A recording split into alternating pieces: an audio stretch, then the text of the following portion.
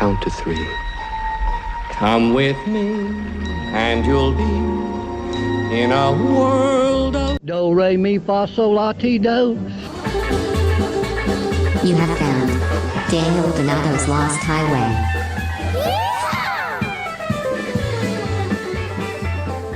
That lost highway.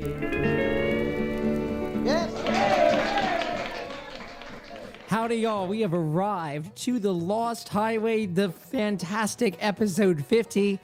I've been waiting for this episode for over a year. Think about it. Life is happening, and you can never recall a moment in your conscious existence where life has not been happening. And also think about this. When have you ever not really been busy? What is the concept of busy even? What if busy is actually just a word that we were taught to say? What if it's really, I'm investing my time at all moments, I just happen to be doing it in more concentrated ways than not on certain days? Huh? Like, how about that? Like, what if there was like a, what if there was like an ETF for relaxation, which I'm sure there is. Sometimes we invest in that one. And then in other times we invest our time in working out. We invest our time in exercising our genius.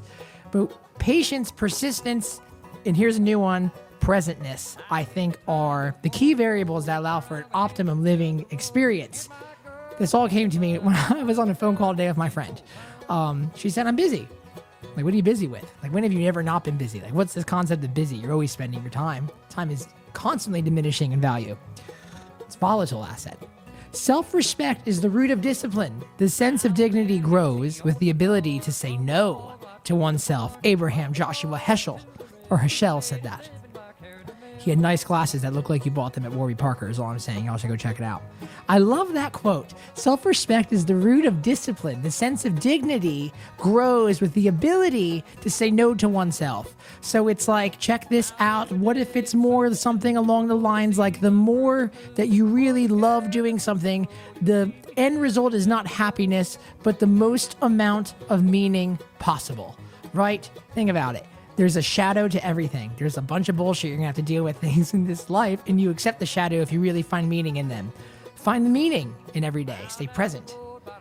Stay positive. Stay persistent. Stay patient. All these things. Join the Cosmic Country Club because we're going on tour soon, and I'm very excited. New record on the way. Y'all stay cosmic. When I was in high school, I used to practice guitar sometimes for 30 hours straight. I used to just ride the wave of inspiration for about 30 hours straight.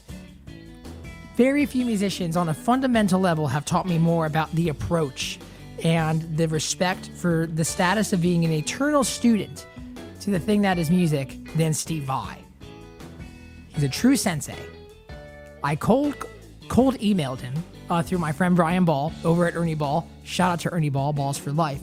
And I asked him if he would be interested in coming on to the Lost Highway podcast, a podcast for all things Cosmic Country, to talk about this new book that came into my life recently that has had a profound effect on me. And it turns out the aforementioned readers of this book are Jerry Garcia, Jimi Hendrix, Willie Nelson, Jaco Pastorius, and then Steve Vai. And this book came into my life in the most absurd, almost cosmic way. I had to get his opinion on it. Had to get his opinion on anything that he wanted to say about music, spirituality. Unbelievable interview. Perhaps my favorite podcast yet. That's why it's a very special number 50. Truly the one and only, the authentic personality realized. That is Mr. Steve Vai. What would inspire a move to Nashville for you? Well, there was a bunch of reasons. We've been living in LA for 42 years, and LA is great. Well, I love California. California's great, but I don't want to grow old in LA, And I like Nashville because of it's got a great music scene. It's got, great restaurants and people are so nice. Yep. And it's got great tax setup, Yep. It's the only thing I think is a little bit of a deterrent for myself is there's no water. Oh, wow. I like the ocean. Yeah. But also I like the seasons, and you don't get them in LA, and you don't get them so harshly in Nashville. No, not like our native northeastern roots, right? Where it just gets dreadfully, painfully cold. Oh yeah. Yeah. It's not a New York winter. So Franklin's where it all happens. I mean, Franklin is the dream place to live. Is there a particular place you guys were looking at? Well, I really like the Cool Springs area. Great area. Because it's, it's got the Whole Foods right there and it's got shopping, but based on how much seclusion we're looking at for, the Leaper's Fork, I think, is going to be really blossoming, I think there's something in the water in Leaper's Fork. There's so many astounding musicians who end up moving there. There must be something that's happening in the air on some invisible level. Yeah, well, you can get really great land and peace of mind. I love it. So we'll see. There's something very real about having land and then having exclusivity on just your own property. Do you happen to have that in the area you're at in California now? Well, I live in the Valley, and we have 2 acres, which is a lot. That's a lot. It's a lot, and it's 2 flat acres. I bought it 25 years ago. I basically stole it because the house was vacant for 10 years. So it was kind of dilapidated, but I bought it at a really good price, and now it's like, we put a lot into it, but it's pretty wild. But I'm looking for the kind of space that I'm looking for is also a psychological one, There's a collective energy in LA that's a little hectic. It's a little, it's changing a lot. There's a lot of helicopters with sirens, and my heart goes out to homeless people, but there's a better way to serve them than allowing them to sleep under all the bridges, and yes. So things like that, and just there's a kinetic energy here. Yes. That when you're in a place like Nashville or Franklin, it's just very different. The collective energy, the vibe, it's like, yeah. It really is like that. Yeah, very much so. I think. So tell me a little bit about yourself. Yeah. Where can I even start? Anywhere you want. There we go. It's great. Well, the reason why I reached out was I started playing guitar when I was 12 years old. I'm going to be 26 in April. I discovered your work weeks after starting the instrument, and I've been a fan ever since. I used to run through your 30-hour practice routines on the weekend. It was part of my relationship with the guitar was very fueled by your work ethic and your philosophical approach to it all.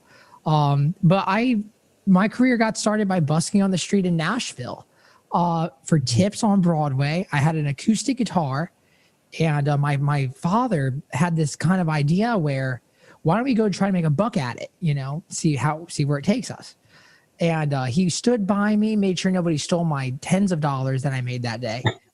And we were walking back to the parking garage after maybe a 6-hour day of trying to busk. And, this is downtown Broadway, so it's country music only and that kind of a thing. And we were walking by a bar, and this band leader invited me up on stage randomly because I had a guitar in my hands. That's what they do in Nashville. They really, it's to the wind there. It's trial by fire. And it's a very promising way to learn if you can kind of develop that regimen in a self-disciplined way. Got on stage, felt the back air of the speaker. The air of the speaker hit my back, had a Telecaster in my hands for the first time, which is my favorite guitar model still to play. And it changed my life. And I started dedicating my life to music. I was around 14 years old there. Ended up getting to play about 500 plus shows with one of the city's most known house bands, the Don Kelly Band. A lot of famous Telecaster players played in that band, and we would play these incredibly long shows. We played for 4 hours at a time with 115. Up there with the Grateful Dead. Yeah, which is some of my favorite influences are the Dead. That was a huge part of what I did, and ever since I did that for about 3 years, then I stopped playing in that band. I did a lot of session work for a lot of people, a lot of country albums that were on the radio, that kind of a thing. And a couple years into that endeavor, I started coming up with this way of calling my sound cosmic country, and it started unveiling in playing solo shows, writing my own songs. Very much so kind of the career path that you had taken. You had played with some notable artists. Mine wasn't to the same degree of success as yours, but it was the same concept of being such an individualized player, then having a career, being a sideman, then doing that thing and moving onward. And so the connection to you was revisited very recently. My grandfather recently passed, and he had always read this book called the Urantia Book. And I never really was aware of what it was. It had always been around the house. I loved the 3 concentric circles that are on it. The blue is very nice. And so I started doing some research into it. My father always read the book, but never pushed anything on me. And it turns out that notable readers of the book are like Jimi Hendrix, Jerry Garcia, Willie Nelson, and yourself. So it's only really just... I didn't know it was public that I read that book. That's cool. Yeah, funny enough. Yeah, crazy. You do some digging on forums. But the thing that's ultimately so wild about this is that this is a book that indeed is based in a spiritual approach to, in its context, but only astounding accomplished guitar players read it. I don't get what the deal is. It almost seems like it's some very weird cosmic club. Yeah. I love the book. I've been obsessed with it. And I saw that looking back at Flexible, your first solo release was released on Urantia Records. Obviously, the song Midway Creatures, which are a character that appear in the Urantia Book. It's had to have had some influence. Mighty Messengers. Mighty Messengers as well. Right. Light Without Heat. Right, indeed. Okay, wow. Yeah, so it's running deeper than I would know. And I'm coming to you as a very, very curious student. Okay. And very grateful for the time that you've taken on this. And I've also seen that you have put in some time to talk to your fans about religion and meditation, etc. But I would just love to hear about how the Urantia Book came into your life. And you mentioned how it mainly affected you as a younger man, and you're not so much being captivated from it in your present studies of spirituality. Well, everybody has their journey, you know, and everybody's journey is perfect for them. It's the right journey for them. If only people could realize that, the world would be a very peaceful place. So, but they don't. So my journey kind of, well, we're all always on a spiritual journey, so to speak. And what I mean by that is we're always trying to discover ourselves, because that's what spirituality is. It's the study and the discovery of the true self, what you really are, you know, what you really are, you know, which transcends your name, your body, your past, your thoughts, you know, all this. I never knew what that meant back in those days, you know, and I had gone through a very trying mental period when I was a young man, 2021. And when I had started to come out of it, the thing that helped me out of it was the discovery of these esoteric spiritual teachings. Mm-hmm. And there was and I was 20 when the real hard stuff kicked in, you know, psychological challenges. And it got really bad.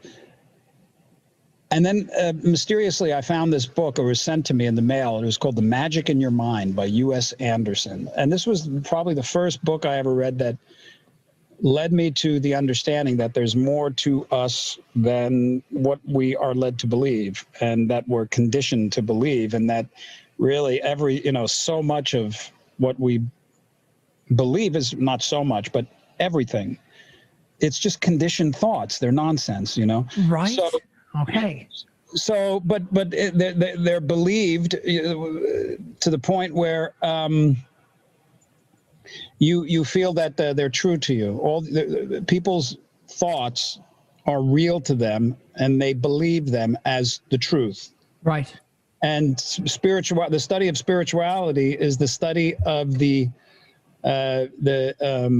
self, which lies beyond conditioned beliefs. Okay. So this is some of the things I started to understand. And I was led to this really great bookstore in Hollywood called the Bodhi Tree. And the Bodhi Tree had everything. It was like this metaphysical bookstore, and it had every kind of path, religion, occult, Eastern philosophy, pyramids, Right. UFOs, everything. Right. I lived in there. I mean, it was just the best. I started absorbing all this stuff, and I found this Urantia book. It was originally mentioned to me from a friend that said, did you ever hear of this book? It's got, it teaches about spirits and fairies and all these things. So I was fairies. intrigued. Yeah, fairies. I don't know. I never found that in the book. Yeah. So I was probably 22 when I started reading it. And it's a dense, intense book, It's absurd. It's absurd, 3,000 pages. Yeah, and I really didn't understand much of it. I thought, well, okay, there's some cool terminology, but I couldn't follow a lot of it because a lot of it wasn't interesting to me because it just was meandering names of galaxies and all this stuff, and I couldn't follow it all. Yeah. But there eventually a sort of overview started to take place for me. But the part of the book that I found real fascinating is the part about the life of Jesus, the way that they depict all that. The third book. Yeah, true or not, it's a fascinating read. Mm-hmm. So I had gotten through parts, good chunks of the book, but then the Jesus section I really enjoyed. But then later on, I had read it again, But, as I mentioned, we go through changes, and everything that we embrace at any given time, whether it's a religion or a teaching or even the lack of a religion or even the lack of any spiritual understanding or anything, or atheism, whatever it is, it's right for us at that time. It's part of the path, and no step along the path can be gotten to without the previous step. Right. Right. So this is really good news. Yeah. Because ostensibly what it says is you're doing fine right now. Right now you are doing fine. Right. And if nobody can act outside of their own conditioning, or where they are at any given time. So oh, wow. For me, my quest for truth, so to speak, it didn't lighten up. It just got heavier and heavier because, there's this whole level of quasi sort of pseudo spirituality. And I embraced that for many years. A lot of the new age stuff. I mean, it was useful and helpful to me, and I don't deny it. Right. But it didn't bring me the truths that I was looking for. It wasn't until later in life when I discovered Eckhart Tolle. Love Eckhart. That I started to get go through a different kind of a shift, a more profound shift than what I had gone through various plateaus along my spiritual learning path up to that point. And it never ends. It never ends for any of us. Of course, there's an eternal career. Yeah, it's an eternal career. Whatever you call it, Right. Yeah. But so it's all good. But the Urantia book, I was so fascinated back in the day, especially with a lot of the terminology. There was words I never conceived of, and like the phrase "light without heat." I was like, "Oh, light without heat. That's fantastic," Yeah. So I stole that. It is stealing. Planets settled in light and life. Celestial musicians, thought adjusters, all these. Thought adjusters, mighty messengers, midway creatures. Astounding. This all came from the book, and we do that. We and then many things didn't directly come from the book, but they were inspired. But things came from all sorts of books in my life, Yeah, so you've always been a student of trying to learn the absolute truth of what's going on. Yeah. Yeah. That's the most beautiful thing. And to see it connect into your music, to see it manifest, specifically within that first album, there was a real departure musically in terms of the identity of who Steve Vai was versus what he was doing, being an outsider. Mm-hmm. And there was a real leveling up there in some way. Are you referring to Flexible? To Flexible. Or Passion and Warfare? Okay. Yeah. Yeah, absolutely. Well, Flexible was like that period. That's when I was really deep into things like, the Urantia. I had started my first record company, and I named it Urantia Records. Right. Yeah, and then I got a notice from the Urantia Society. Oh wow! I didn't know anything back then about trademarks or anything like that. They said, well, you can't use that name because we actually own it. And I'm like, drats. So I changed it to Akashic Records. And that was the name of my Akashic Records. And I don't remember if that's a phrase from the Urantia book, but it's a common metaphysical phrase, the Akashic Records, And then I got a letter from somebody that another record company that was already called Akashic Records. So I'm like, drats, Yeah. So then I named my little record company Light Without Heat, Wow. So you kept digging and you found it. There it is. Yeah. Oh, that's astounding. Yeah. Do you happen to think that the intense focus that you were able to find in spirituality is also being driven, is also maybe its source rather, could also be found through your same intensity with guitar, both vehicles as a means of self-discovery, and the larger reality that what a self is, aside from the physical being and these actual objects and assets and all these things that we deem as our identity. The intense drive and passion and self-discovery that you found with the guitar. I wonder if the source of the creation of that energy that the guitar offers to you is also from the same source that creates the concepts behind philosophy and the concepts behind Urantia. Well, I think that there's a big difference between information and wisdom. Everybody is endowed with wisdom, although it's obscured. Yeah. It's obscured by the mind. Right. You don't have to be a genius to be a matter of fact, it's usually a detriment to your ability to actually have access to true wisdom, Right. So if I was to back up to the number one common denominator that we all have in common, it's our awareness.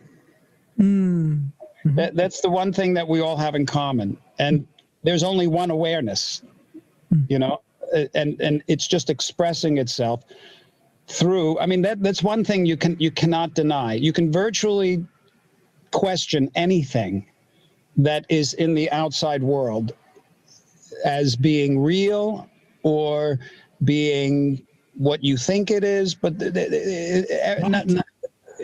but there's one thing that no one can ever question, and it's the one thing that you can only ever know for sure.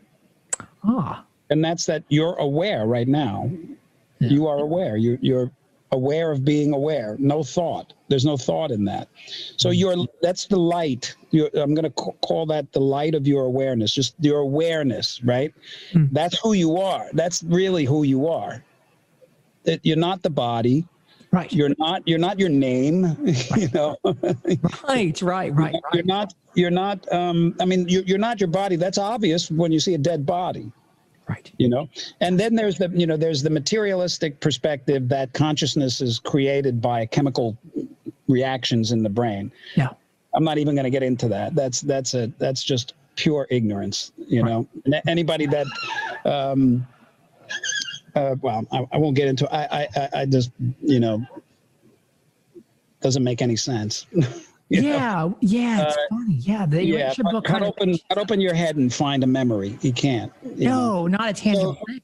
Right. There's nothing tangible. Your awareness is the thing that's emanating, and So that's the thing we have in common. And that awareness, that consciousness is reflecting itself in the world in myriad forms, which is so obvious. You, me, the trees, the bees, everything, right?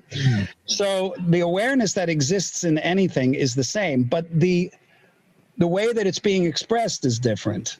So like you and I have different perspectives. Our awareness is the same. If you took all the thought out of our brains, we're the same thing. We are actually the same thing. Okay. We're not separate. And this is the study of, that's what the study of spirituality, it removes the obstacles in your mind to see the truth of what I'm saying. Right. Waking up. Right. Yeah.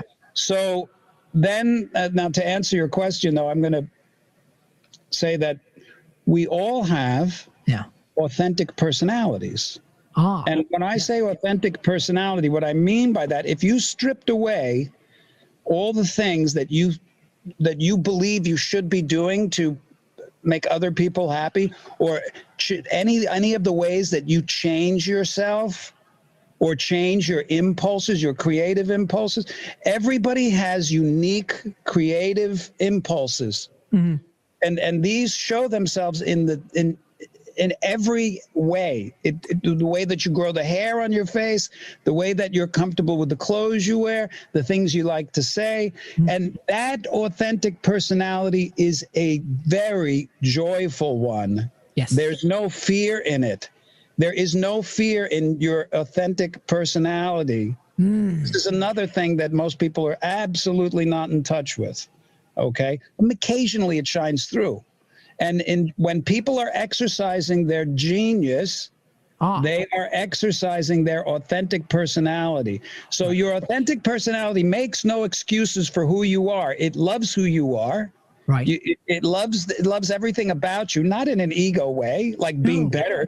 Because when you embrace your authentic personality with no fear, no excuses, you appreciate the authentic personality of everybody else. That's the miracle. So that's unbelievable. It's unable to be seen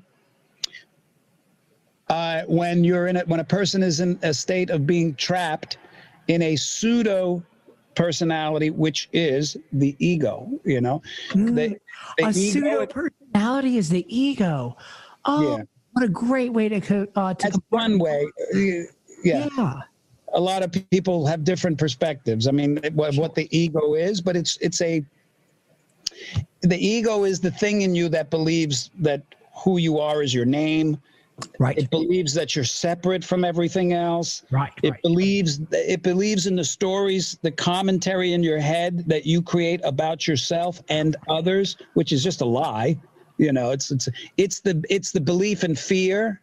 The ego, matter of fact, the ego, the foundation of the ego is based in fear. The foundation of the ego is in fear. The foundation of the ego it's based in fear.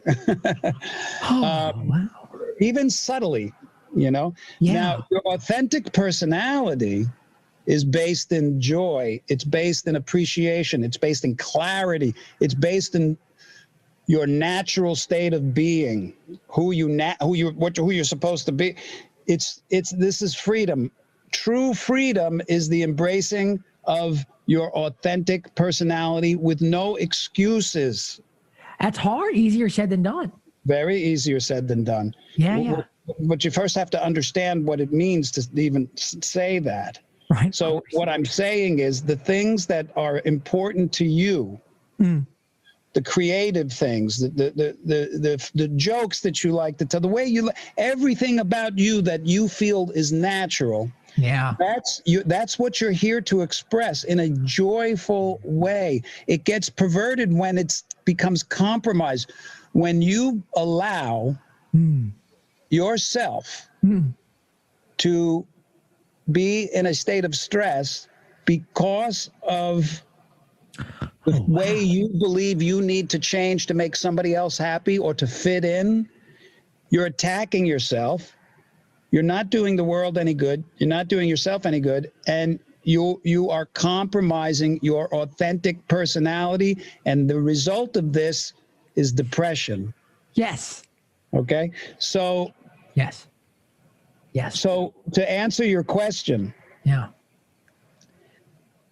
many people, when they are able to, when they're in a state of creative bliss, so to speak, when you're doing something creative and you're enjoying it, that's you're exercising your Right. your mission, your purpose. Okay, you're exercising the potential of your purpose when you're Right. enjoying what you're doing. Isn't that a good design?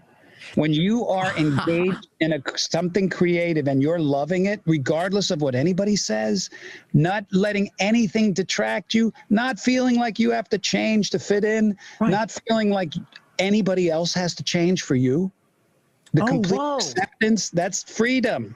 Can you just imagine for one moment, try to imagine what it would be like if you allowed everybody in your life to be who they were without expecting them to be different. So every time you say to somebody, you shouldn't have done that, you should have known better, that doesn't exist anymore, because what happens is you realize, no, they didn't know better.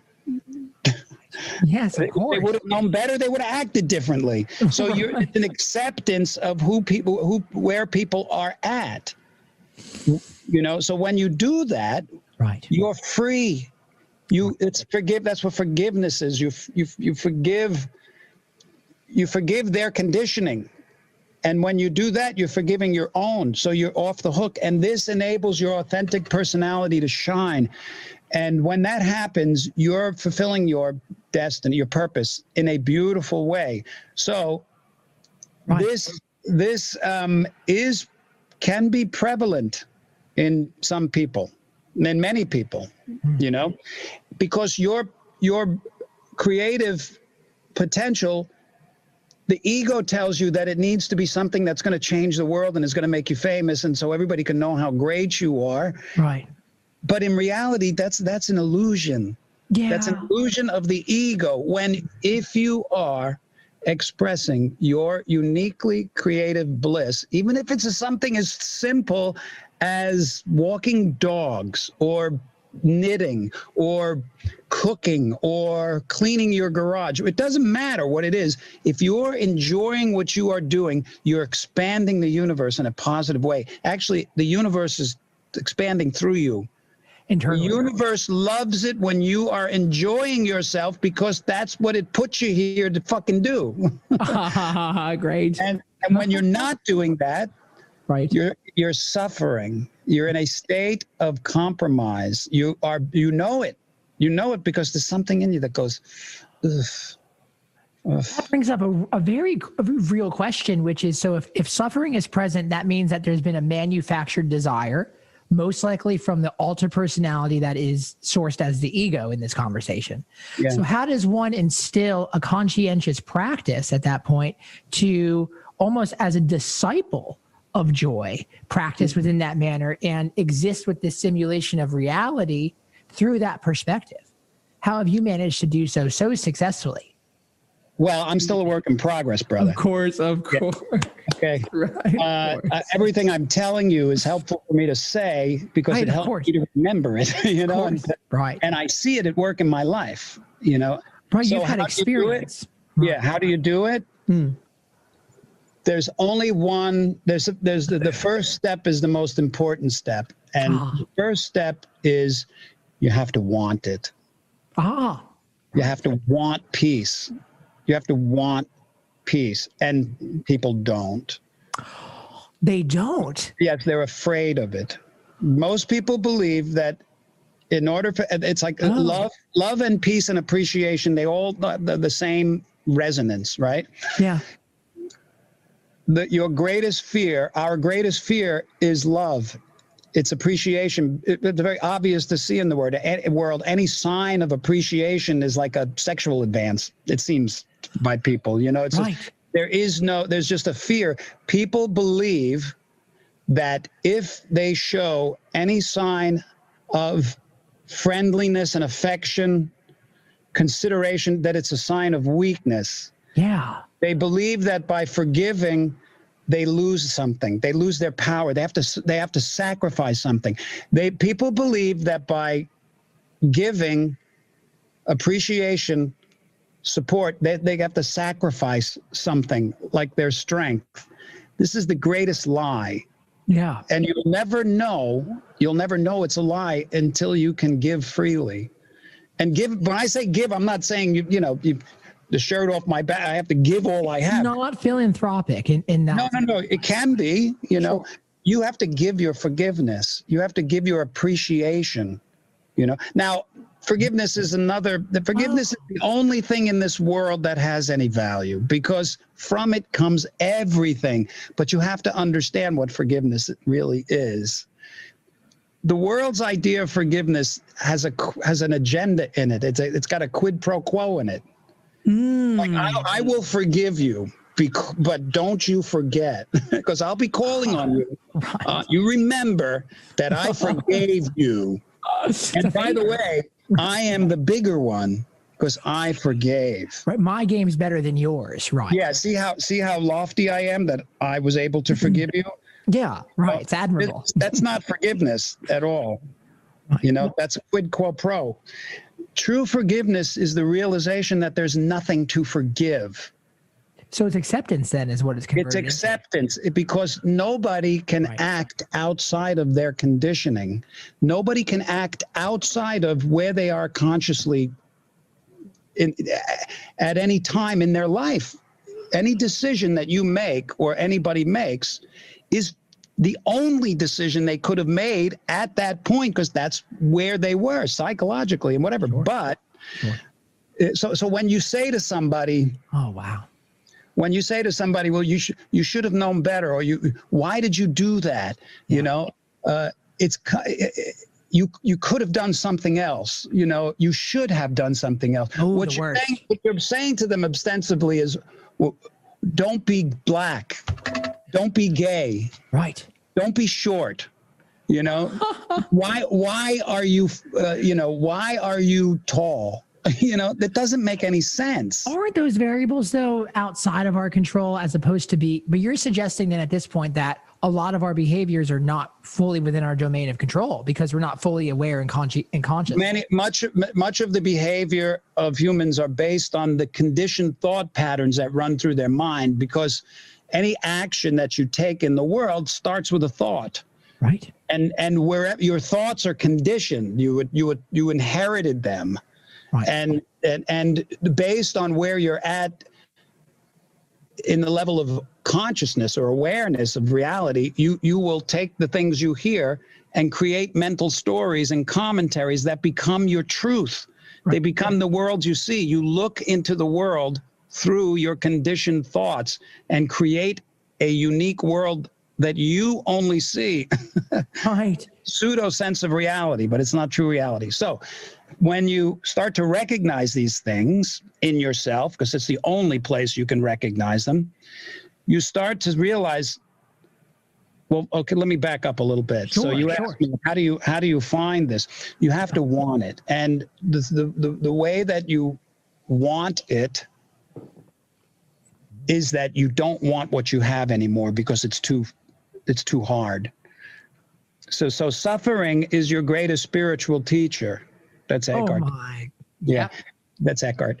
And it's true. Right. Because that was for me, because my psychological mental suffering brought me to my knees and the point of suicide. Do you think it was because you have such a high level of abstract intelligence, an industrious work ethic, you're probably a pretty disagreeable personality too. Do you think all of these things led into a rather a hard hand to handle personality wise, and that might have led to depression and a faulted perspective on reality? A little difficult to say. If I had to put my finger on it, it probably came from thousands of years of conditioning, but oh wow, right. It was a fear, because that's all that depression. I think it was a compromising of my own freedom, and wow, and it was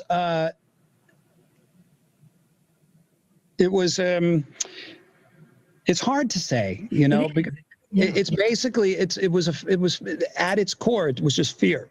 Okay, right. Ego, Yeah. and I think it might sound a little silly, but when I was a little boy, when you're young, you hear things and you believe them. Of course. So my aunt one time said, people who become famous go insane. So I said, okay, now I know what I don't want. I don't ever want to become famous because I'll go insane. And then I started to become famous, and I said, and I knew it was bullshit, but still there was like in the background conditioned. I'm going to go insane. So that became a fear when I was young, that when I got older, I'd lose my mind. How'd you identify the source of that falsehood? Was it you just sitting down doing the work and you realized, oh, this was a voice that said this to me, an adult Charlie Brown? I realized it was just a thought in my head that wasn't true. Oh. But it took, that's not that I was lucky. Yeah, very lucky. And anything that brings you any kind of pain or suffering is a thought in your head that's actually not true. So are you aware of, obviously you're alive and you're breathing. So you must be having thoughts that maybe do bring pain, but they're very short fires that you could probably put out very well because you have such a high contention with this really aware perspective on life. After a while, you decide that the most important thing to you is the way you feel. Yes. And the way you feel is based on the quality of the thoughts in your head. Right. And the greatest thing that can happen to a person is they can separate themselves from the thoughts in their head and recognize that those thoughts, those painful, negative, repetitive thoughts are not who they are. They're not really true. Right. They're just your perspective of things. I mean, look at politics. Right. There's as many different perspectives of politics as there are people on the planet, but each one of them, well, not each one of them, but many of them will kill you. Yes, many will. If you don't believe their pseudo reality of what's going on. Same thing with religion. Same thing with. So this is the human condition, and it's the egoic condition, and it causes suffering. It causes suffering in you and in the outside world. So the suffering needs to become so great in you that you surrender and you realize, well, this is what happened to me. Yeah. I don't know anything. That when I came to the conclusion that I actually don't know anything for real, except I'm aware, this is the greatest liberation. This is freedom, because now you're not subjected to defending your pseudo sense of reality. Oh, wow. Oh, wow. Yeah, that worked. So, when a person is able to connect with that stream of creative impulses, unique creative impulses in themselves, without making excuses, saying, oh, but this isn't good enough for the world, or this isn't good, how's this going to make me money? Or when people can connect with that aspect of them that finds great enjoyment in what they do, and I'm here to tell you that you're worthy of that. Yeah. No questions. Yeah. And it doesn't even require your belief to be true, that you are worthy of being your authentic personality, which is a very joyful one. Yeah. It's a very joyful one because it loves everybody. Now that when I say something like that, you have to understand what that means. It doesn't mean that you're going to be inviting Hitler over for Christmas dinner. You know what I mean? Right. It means you're just that things are the way they are, and people are where they are. And when you meet them where they are, you meet the best of them. So when you're engaging in your real creative brilliance, it flows into what you do. Yes. Yes. So you can hear that in certain music. Yes, you can see it in certain art. When you're watching Michael Jordan fly through the air with the greatest of ease, yes, the man is connected at that moment. It's effortless. It's playful. You watch Prince. You watch Jacob Collier. Yeah, performing. It's an effortless display of joyful, unique creativity, and that everybody is worthy of that if they can only get over the fact that they believe they're not worthy of it, that what they do when they're enjoying it is valuable, it is vital, because you have no idea of how what you do affects the world. You have no idea. Our whole perspective of a structure of hierarchy is an illusion. It's not true. And so to answer your question again, sure. Whenever I've been able to connect with my unique creativity, right, the stuff that comes out is the stuff that my fans enjoy. Right. So now you ask me, has that have any effect? How is that connected with my spiritual growth? Right. My spiritual growth has led me to be able to recognize that that's what's happening. Right. Because it also recognizes when I'm not allowing it. Right. Yeah. And when you're not allowing your creative bliss, it's always because you're taking something personally or you're creating some story in your mind. So the spiritual path, well, everybody's on it. Yeah. Everybody's on one. And it's the right one for you right now. Yeah. It's going to change. Okay. And the only reason you would deny that reality is because you believe what the right thing that should be happening is, and that thing's probably not happening either at the rate or the scale that your ego is predicting it to be. The ego is coloring your entire world. And it's a lie. Right. It's making us project stories onto the things we see and other people. So I'll give you an example. Please. In reality, something like politics has no power over you. In reality, it has no power over you unless you allow it to. Right. Now, what do I mean by that? What I mean by that is if you find yourself creating an identity for somebody else based on what they're wearing, what political party they're a part of, who they voted for, right, and you're actually finding you believe you know all about that person because of who they voted for. This is a form of insanity, okay? Yeah. But it's disguised as the truth. Oh God. So that's a form of losing your power to politics, because that's what your power is, in your independence, in allowing things like that to touch you, because they can't in reality unless you allow them to. Like, if you ever find yourself saying, yeah, but I could be cool, but it's them. Oh God. Yeah. Yeah. That's a surefire sign that you've lost your power. Right. You've lost your independence. You've been taken over. It can be regained, though. Yes, it's already there. You've just shifted away from it, and it'll always create suffering. So the suffering drives you into, for some people, the real desire to change. This is when the shift comes from, I know better, everybody's fucked, the world sucks. Right. Yeah, I know, because any kind of a criticism a person makes, they're saying it because they believe they know better. Even criticism towards self. Oh, well, that's the big one. That's where it starts. You don't realize any criticism that you hear a person say, they're actually only ever talking about themselves. It's fascinating. That is very large. Yeah, it's big, and it's true. It doesn't look that way from the ego. Yeah, you're right. The egoic perspective is never going to let you know what's really going on. It's only going to create suffering.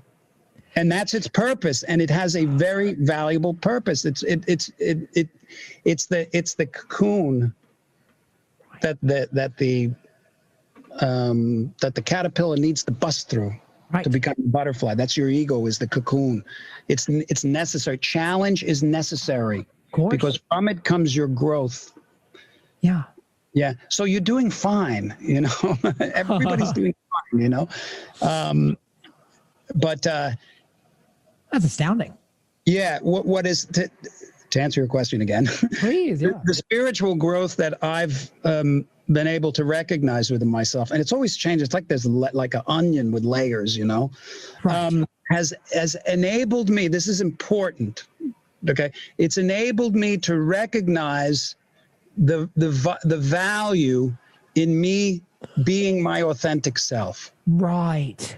Get it? So it's so important that you, when I say you, I'm talking about anybody that's, you know, watching. I mean, it's only about me and you, you know, right now. Looks like I'm talking to a lot of people, but really I'm just talking to you.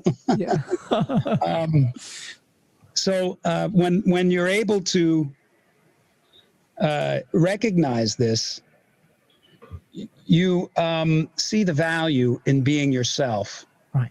In not having to make excuses about your sexual preferences or the kind of food you like or your political aspirate, whatever it is, you know, manifestations of your actual personality, right? Yeah, and then you appreciate that in others, and good things happen. So my spiritual growth has enabled me to be more bold in my own creative nature. Right. But I had to give you that big, long story. No, it's great. It's great. It's beautiful. It's very reassuring. I have inklings of this vibrational level of thought. Because there is a real, especially in a society that's like Nashville, where there's a real culture to kind of dominate a certain projected identity of success that dresses like this, talks like this, posts on Instagram like this, etc. When you realize and you start seeing people all over the world who love what you do, and it's like, well, I'm not being this projected person. I'm not that guy at all, yet people are loving what I do. So why do I feel like people are trying to suppress this actual personality? And maybe it's perhaps coming from their own fear to accept their own personality. You nailed it. It's a form of tribalism. When you're criticizing somebody else for expressing their own freedom. Yeah, it's a threat. The ego sees it as a threat. It doesn't tell you that. Right. Yeah. But you act as though it is. So surely you've had some friction in trying to be the fulfilled Steve. Like surely there's been bumps. And yes, absolutely. I mean, you know, I'm a quirky, a very quirky musician. Yeah, but you've leaned into it. It's almost like throughout my whole life, I've almost been handicapped by the fact that I'm so myself, I can't turn it off. But yet that's the very thing that propagates you to fulfill what you love. And, you know, your music and even the aesthetic of what you do, you're just so you. You're very Steve. It's capital STEVE.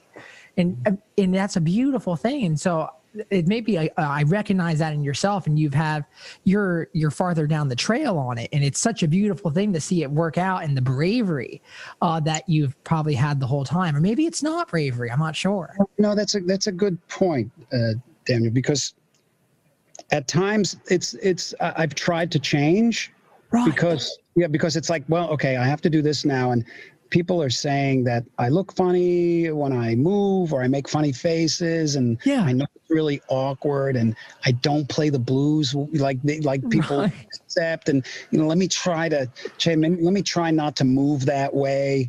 Know, and my body just says, "Fuck you! No, this is what you're doing." Yeah, it has no. It's like you got no choice, Vi. Wow. And it's like I remember when I was working on Passion and Warfare. Wow. And I thought, okay, I need a song that's, everybody can understand, that people can, that fits in. Right. And I would go to do something, and it didn't feel inspired at all. And whenever I would listen to it back, it just didn't work, you know. But then I'd be doing the riddle or something like Love Secrets or For the Love of God or anything on that record, or even Flexible, you know, my first record. Like when I did Flexible, that weird little record was such a liberation for me. It's such a weird record. You listen to it now, you're like, who is this weirdo? Little Green Man is on point for today with all the UFO sightings we're seeing. Right. But the thing is back then I had no expectations that anybody would ever hear it. You know, so it allowed me to really enjoy the creative process. And then I didn't even think I'd release it, and I did, and it found its audience. It's a little audience, but it's, you know, they found it, they liked it. And then when Passion and Warfare came along, that was after all of the big rock stuff. Like I'd done Dave Roth, and I'd done Dave Roth and Frank Zappa.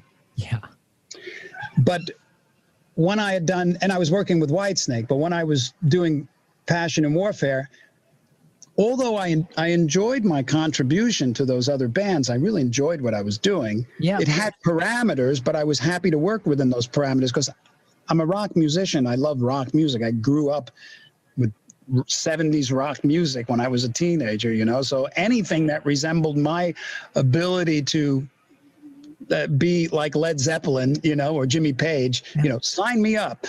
But I knew that it wasn't ever going to be enough because there was this kind of thing that was going on in the back of my mind, this music that I was hearing that I knew had to come out. So when I quit Dave's band, that's when I said, okay, that's the end of my career. You know, I'm not going to be famous anymore. I'm not going to be playing arenas. I'll be the story of the guy that was in David Lee Roth's band and then, you know, went into obscurity because because I would prefer to make Passion and Warfare. Oh, wow, man. Yeah, because I'm saying this music, it's not going to fit in.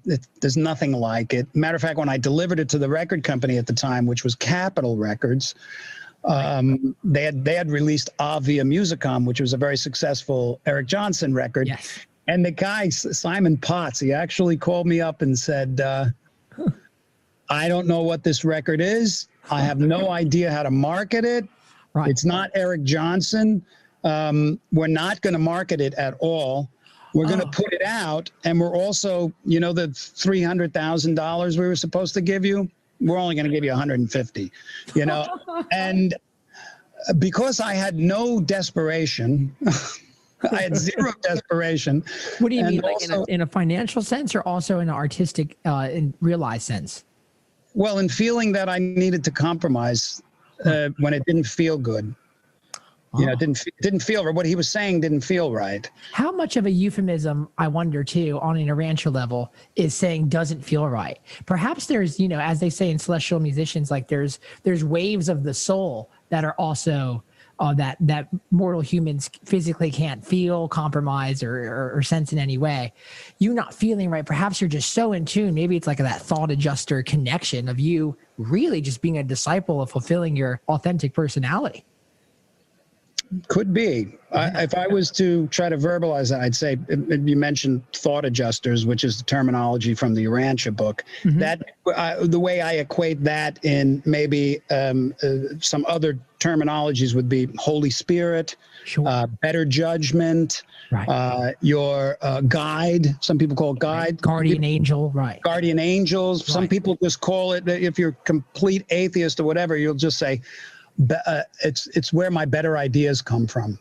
Oh, and what you're doing there by that explanation is you're removing the importance of putting a noun on it because it's a redundant word. Because it's just a word that means nothing because it's a mouthful. It doesn't mean anything. But it's in you. I see it. And it's there for you. Right. So the thought adjusters it's the voice within you that always knows the right thing. Crazy. Yeah, it always knows the right move in everything, the best move for you. And when you are following that voice, it's very simple. It's right in front of you at all times. It's too simple. That's the problem. Right. That is the issue. It's too simple. It's too simple. How do you grab it if it's too simple? How do you stop thinking and all? Like, how do you grab what's so easy, so simple? You have to learn how to identify with your instincts, let me rephrase that. Sure. You need to identify with your intuition, your intuition impulses. Wow. And know that where they're coming from is an authentic place. And here's how you know. They feel good. Done. That's it. That's all you need to know. That's how simple it is. But people are not people. The ego is it's the obstacle that covers up your ability to even feel your authentic, instinctual impulses. Right. You know. So,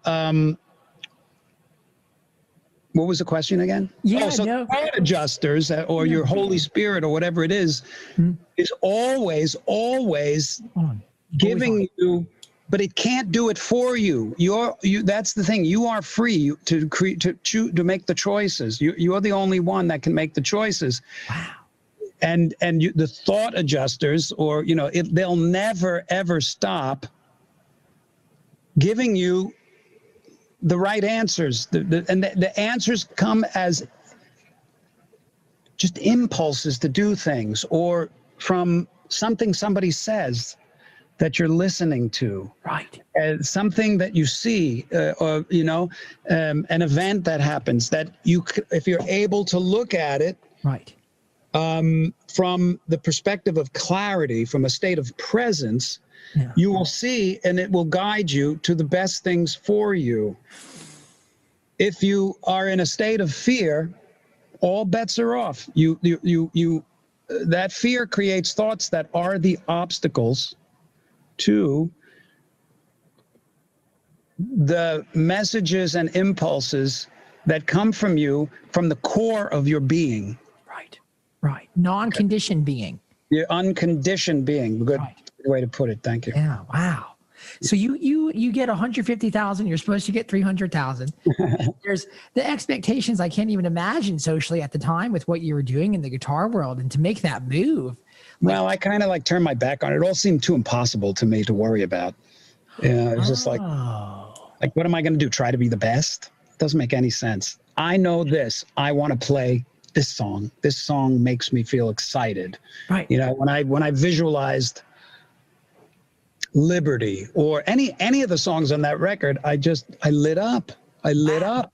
Oh, yes. You have to follow that.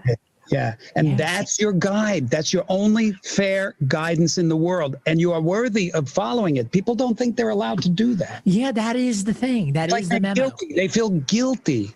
Yeah. That's the memo. That really is. You feel guilty. Yeah. Ooh, that's all kinds of fucked up. Yeah. Wow. Yeah. It's all sorts of wrong. And, but we don't know it because we're conditioned to believe that unless you feel guilty about your, all the things you have, or unless you feel guilty because somebody else is suffering and you're not, there's something wrong with you.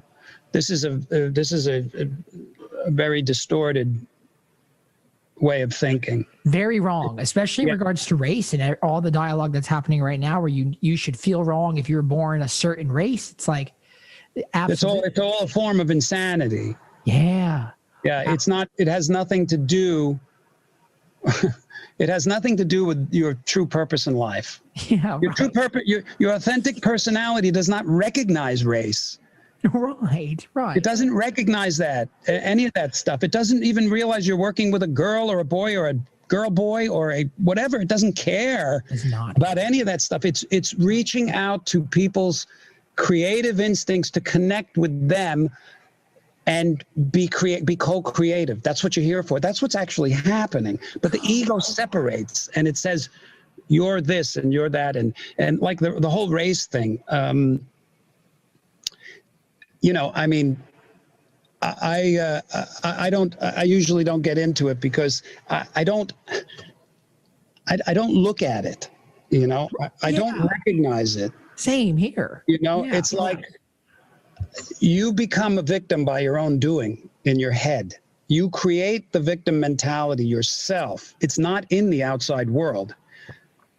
Your victimhood is actually not in the outside world. Now, I can get flayed for saying that, Oh, yeah. I can get in a lot of trouble, but I'm not in trouble because it's just the truth. Yeah. It's just the truth. You know, Right. The outside, the outside world, like when somebody says you are stressing me out.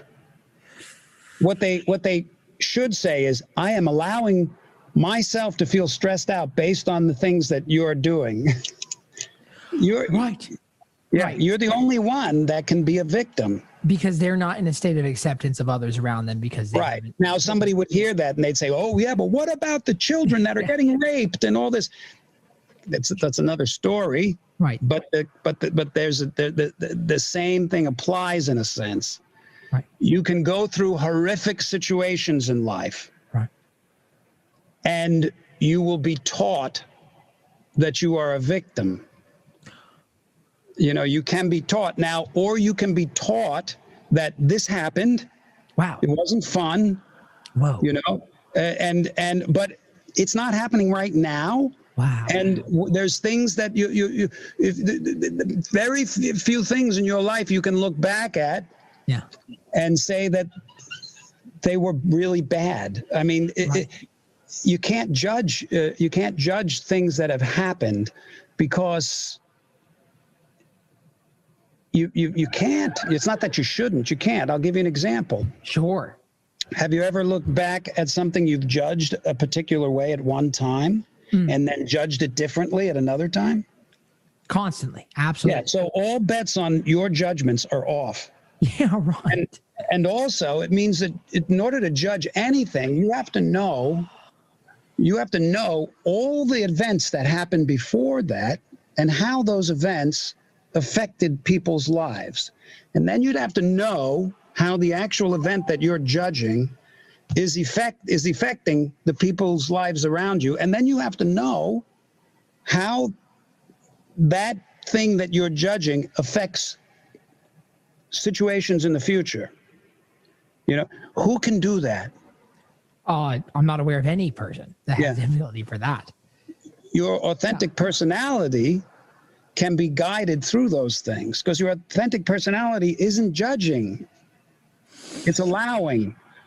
Whoa. Okay. So the dichotomy is either allow or judge, right? Yeah. And maybe it comes down to that.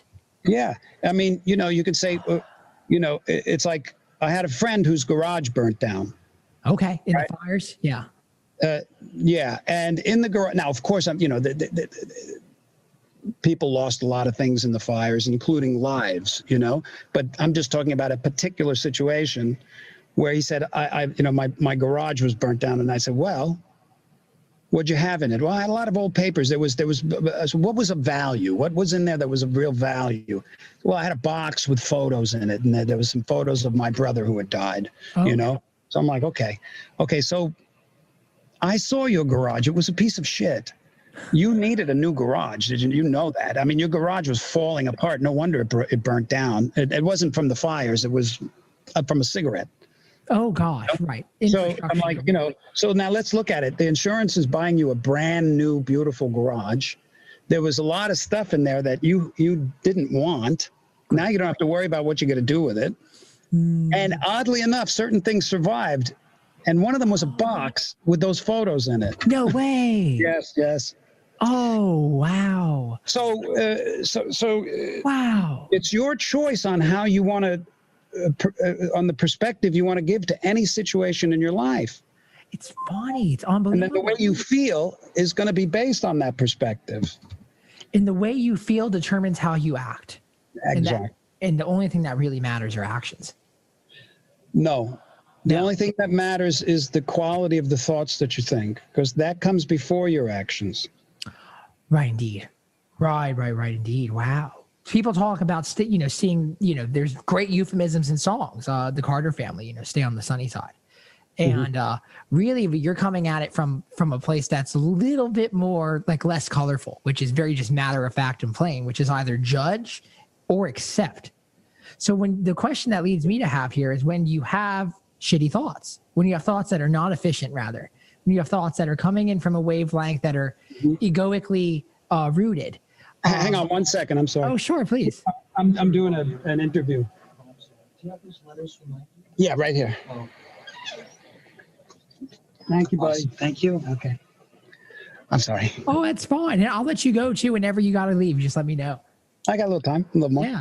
So what were you saying? So the thing here is recognizing the thoughts that you have, right? So you probably have a lot of time and you have a lot of patterns now that you've fallen into, behaviorally speaking, that allow you to see your thoughts that are coming into your mind, right? And then observe them and decide to work with them or decide to abandon them. What are some of the behaviors that you've done to instill that practice, right? Not surrendering to these thoughts.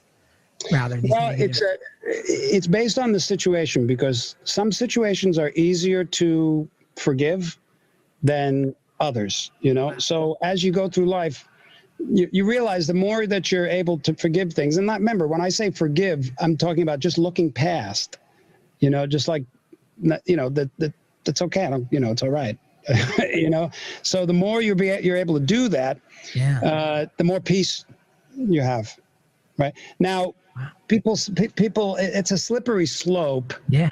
When I say something like that, because, well, let me put it to you. Okay, let me just give me 1 second to. Sure. So I had a thought. Give me the question again. So accepting thoughts, right? And you're bound to have bad thoughts. Yeah. Yeah. Yeah. At some point, you need to decide how you want to feel. What do you want out of life? What do you really want? Take away the externals. Take away everything that's outside of you. How do you want to feel? Now, most people don't know that the way a good portion of their day is spent in a form of suffering in the head, even if it's in thoughts that are as subtle as frustration or impatience. Even being impatient is a form of suffering. Right. Yeah. So now the ego loves it. That's the problem. The ego will tell you, if you don't do something about this, all the wheels are going to fall off. If you don't stress, you're not being responsible. Right. That's what it tells you. This is lies. Matter of fact, your ability to function in the world beautifully is based on the level of peace that you have within you. The converse. And absolutely. You know, the only thing that you do in a state of disarray is destruction, more destruction.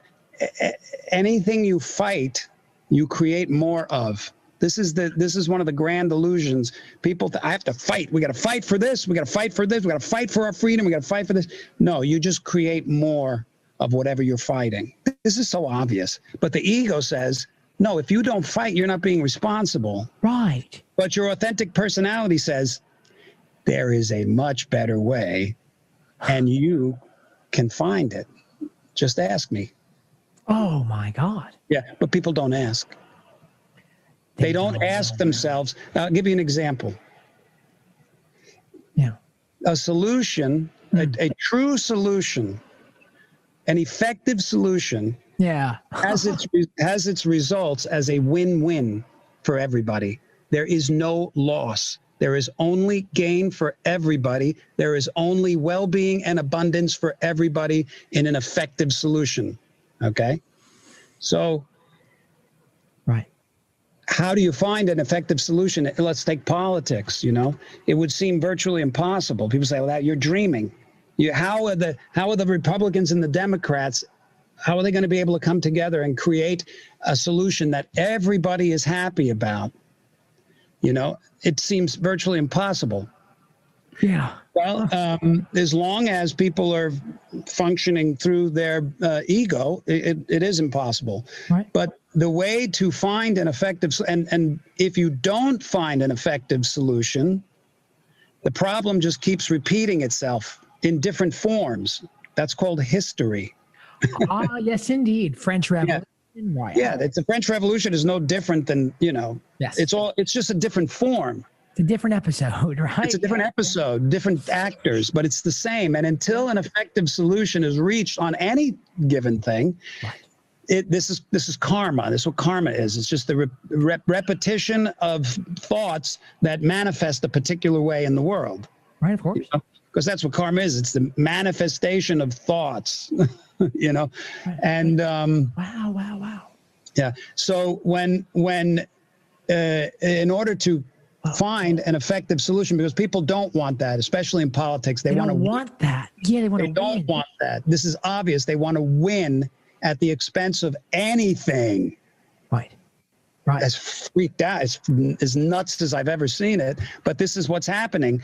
There is no semblance. They may say, no, we want an effective solution. We want unity, right? Yeah, we want unity. No. But because of them, and then they point the finger, and they all do it. So this is the illusion. That's not you're never going to come up with an effective solution. You're the one that has to make the change. And the way that you do that is you have to sincerely want an effective solution. You have to sincerely desire that above all else. You have to actually feel, no, I want a win-win for everybody, and it's possible. To believe it's not possible is to say that the universe is limited and you're limited. You're not. No, and right. Exactly. So when you sincerely desire a win-win, then the thoughts that arise in you will be focused on that. They will resonate from that. Or everything it's the same thing. You know, that's why there's so much trouble in politics, because the desire is to win and forget about the other side. Could we bring it, because I have a question that's arising from a place that's not political, but I feel is part of the same vibrational thought, which is, say somebody external from yourself, another person, has what you want, and their success is troubling to you because you're compromised by the feast or famine mentality, and you're residing to famine, right? And you're thinking, they have what I have, they have what I want, I can't have that. So you're injecting that everybody can win. So then you should allow yourself to think they can win, but then you need to also allow yourself to think that you can win, that you can also have it. And maybe winning isn't the right word. Not winning, but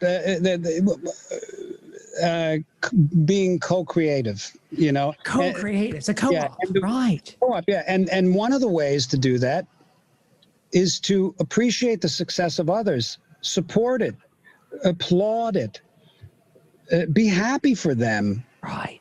You know, but that's another thing that people don't understand, especially in politics. They believe that wealth, stature, and worldly success is a recipe for happiness. This is a grand illusion, because happiness is an inside job. Oh.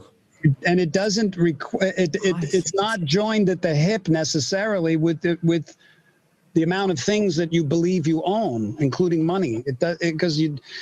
Right. As we're learning now too, in regards to the rise of cryptocurrency, of how not real U.S. money is. Banks only need to have 10% of what your funds say in your checking account. It's like not even real. And that's all changing right now too. But and it sounds crazy coming from a guy that's successful, you know, to say wildly being successful isn't the thing. It's not it, you know. Well, it's easy for you to say, Steve Vai, but if I wish everybody could have, you know, my Grammys, my success, my money, my whatever, and see that it can be nice. It can be really nice, and I like it. I appreciate it, but I was never unhappy that way, you know. I was happy with whatever, you know. I never really. I was lucky. I was lucky because I was satisfied. I like money, but I never made it.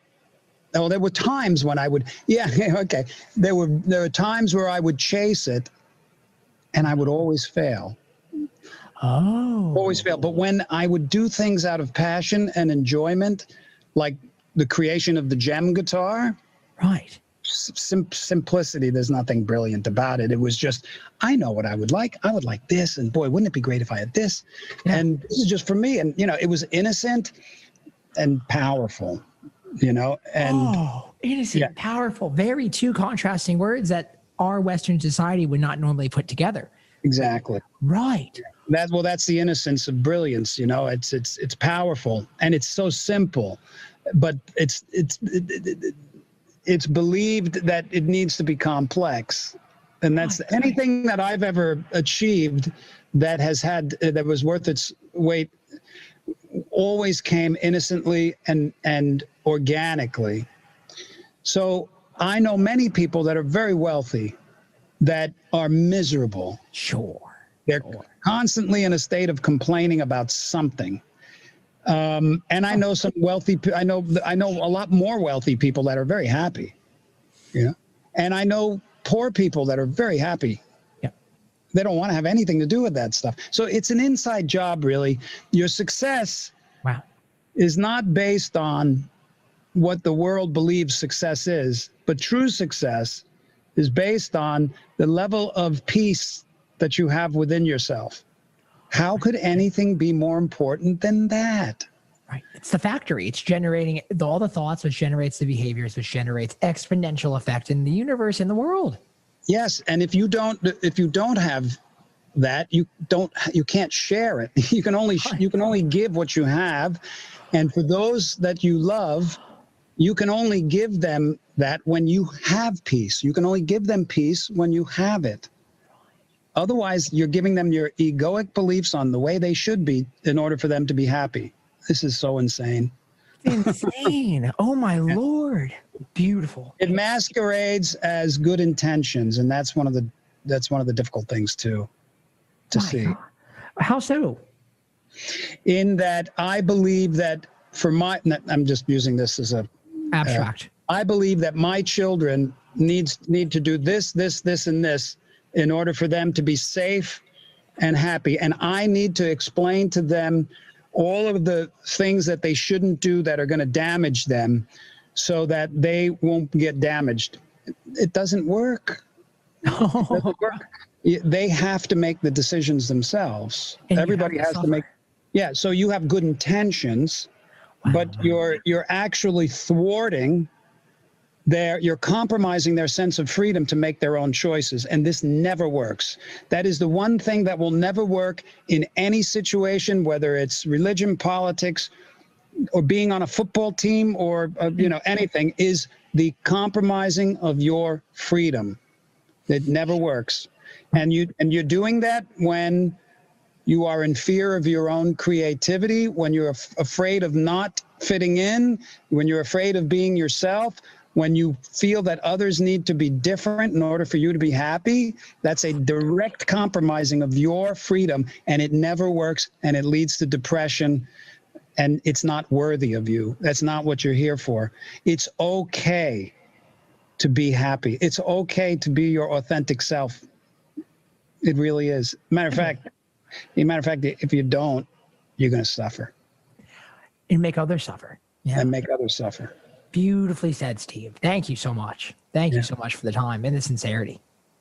Thank you. Beautiful. Right on. Well, I look forward to connecting one day. If you ever come to Nashville, I would love to say hi. Well, let me ask you this. This interview, it's not for a particular magazine or anything, right? No, just my podcast. Oh, so you have a proper podcast? Uh-huh. Yeah, it's called The Sorry, Lost Highway. Oh, no, that's fine. No, it's fine. I'll cap it off with this, because it seemed to me that when we kick this off, it was basically for spiritual type conversation. Yeah. Right? Okay. Yeah. So, and I'm happy to answer anything, but just to finish a question that you had asked early on, based on my personal evolution, I had mentioned that I'd gone through all these different phases and stages. Yeah. When I discovered A Course in Miracles, that's the book, that was a game changer. In short, perhaps, why is that? Because A Course in Miracles is geared towards showing you the obstacles to the love that is already there inside of you, that you are made of. You know, it's geared at showing you, right, getting you to see within yourself the obstacles to your own freedom. Oh my God! So it's almost like wow. Yeah, it's written in like the story of the book is fascinating. It's an incredible phenomenon. Written by a woman, right? And she wrote it not too long ago. Yeah, in the early 60s, right? It was released in the 70s, yeah. And it's called it interdictation. Right. And it's fascinating, but it's written in Christian terminology. Mm-hmm. So you have to either get over that, or, you know, because it... well, the Urantia book, you know, question... Yeah, the Urantia book has... Yeah, it need, you know, spiritual truths need to be delivered in some way. Right. And right. Truth. There you go. And they need to be absorbed. They need to be understood by people at the level that they're able to hear them. That's why there's so many, and nobody is exempt from receiving them in the way that they're best able to be heard by them, but they're different. You know, some of them have to do with a particular religion, sure, or no religion, or particular relationship, or whatever it is, but you're not alone and you're being guided the best way for you. And the Course in Miracles uses Christian terminology. I was able to understand it because when I was a kid, I was born into like a Catholic family, and I went to catechism, you know, so I learned, you know, what all that meant, but it's presented completely differently in the course. But that's a book that if you're ready for it, it's really enlightening. If you're not, that's fine. You know, there's something else for you then. Oh my God, because there's abundance indeed. There's abundance indeed. Thank you so much, my friend. That's a good name. That's a good name for this podcast. There's abundance indeed. Oh, there it is. Wonderful. Wonderful. Thank you so much for the time, Steve. I appreciate it. You got it, brother. Thank you. And best of luck. And keep me posted. I will. Thank you, Steve. I'll talk to you later. All right. Cheers, brother. Cheers. So sincerely and truly, the most inspiring conversation I can readily recall that I've ever had. A truly cosmic conversation. Thank you, Mr. Steve Vai, for taking the time to be this transparent, this real, and this present. My friend Brian Ball, thank you for connecting us too on a cold call email. You just got to ask. It's where it is. Follow the podcast on Spotify. New episode every week. Leave a review on Apple Podcasts. Even if it's one star, I want to hear what you think. Lean into your thoughts. Support the podcast on Patreon. This music that you're hearing right now, this music, I use it to start my day every day. So I wake up, usually pretty early. I come down here into my studio and I record some music, and it's the first thing that I get out into the world. And there's nice messages and stream of consciousness writing. It's just a cool way to connect and be together on that platform. It's really cool. Patreon.com/Daniel Donato. Also join the Cosmic Country Club. It's very free. It's very non-invasive email. Only when I feel like sending them out, when I discover things that are very inspiring, or when there's a new record coming out like there is one now, new NFTs, new hoodies, and also, most importantly, a Cosmic Country tour. We're going to be doing one of those soon as well. So we keep on trucking here. Y'all stay good, stay patient, stay persistent, stay positive, and like Steve said, follow that authentic personality. That is where it is. Thank you, guys. I'll see y'all next time. Episode 50 at the Lost Highway Podcast.